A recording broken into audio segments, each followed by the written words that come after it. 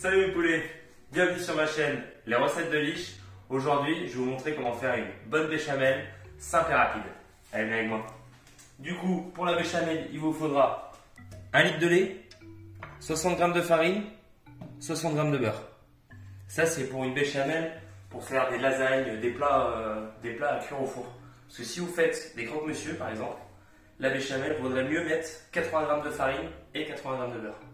Parce qu'il faut une béchamel un peu plus compacte pour pas qu'elle bave sur vos croque-monsieur. Du coup, on va commencer à faire chauffer la casserole et on va ajouter le beurre. On va laisser fondre le beurre, mais on ne veut pas le rendre noisette, on veut juste qu'il soit fondu. Baissez le feu même.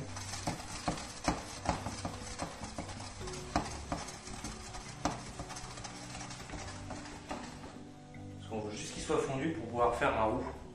Un roux, c'est temps pour temps en beurre et farine. C'est pour épaissir le lait. Voilà. Là, le beurre il est bien fondu. On va ajouter la farine. En une fois. On prend le petit fouet et on va remuer tout ça. Hop, on débranche bien tout au bord. Et là, on va laisser la farine un peu cuire. En fait, les grains d'amidon vont commencer un peu à gonfler. Et du coup, quand on va rajouter le lait, ils vont pouvoir plus s'épaissir dans le lait. On va attendre que le beurre se multiplie. Vous pouvez rallumer un peu le feu. Bien faire attention au contour, c'est important. Voilà. Là, quand on retrouve, il commence à faire ça. Avec des petites bulles, là c'est bon. Là on peut ajouter le lait, 1 litre. En une fois. Hop, on met le feu à fond et on n'oublie pas de touiller. On décroche bien tout le roux sur tous les bords, sur le fond de la casserole, pour bien le mélanger à votre lait.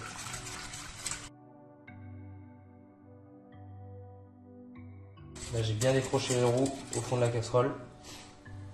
On va laisser bouillir le lait. Là, vous voyez, ça commence à fumer. Faites bien attention, tout le temps bien mélanger. Bien gratter un peu partout.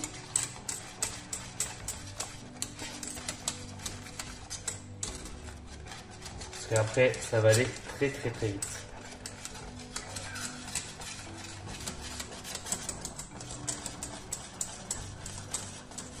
Vous voyez, ça commence déjà à épaissir.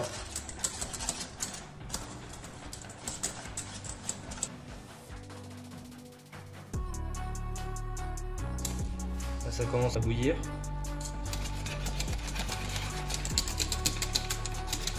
On va laisser encore quelques minutes. Là, quand c'est comme ça, on éteint tout. Parce qu'il ne faut pas oublier que même si vous dites ah c'est peut-être pas assez épais, la béchamel continue de cuire. Du coup, il ne faut pas trop la cuire dès le début, parce que sinon après ça va être vraiment trop cuit. Là, on assaisonne, sel. Vous voyez là. J'ai éteint le feu, mais ça continue encore de bouillir. Du sel, un bon tour moulin fort.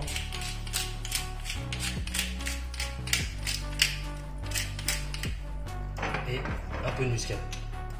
Faites attention à ne pas en mettre de trop, parce que ça donne vraiment beaucoup de goût. Vous remélangez bien.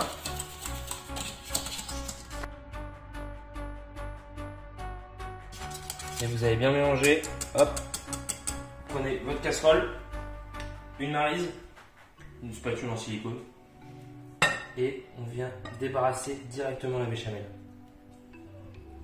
pour pas qu'elle continue de cuire dans la casserole et du coup c'est à ce moment là que ça accroche.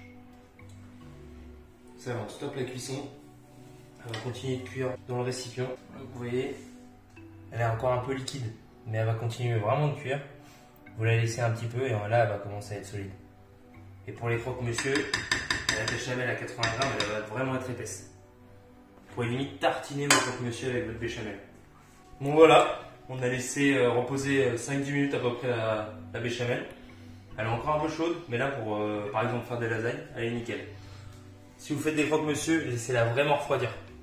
Comme ça, elle va bien épaissir parce que les grains de farine gonflent encore quand la béchamel est chaude. Du coup, laissez-la bien épaissir et normalement, ce sera nickel. Bon, voilà. Maintenant, vous savez faire une bonne béchamel. Si vous avez aimé la vidéo, mettez un petit like, partagez-la et je vous dis à bientôt.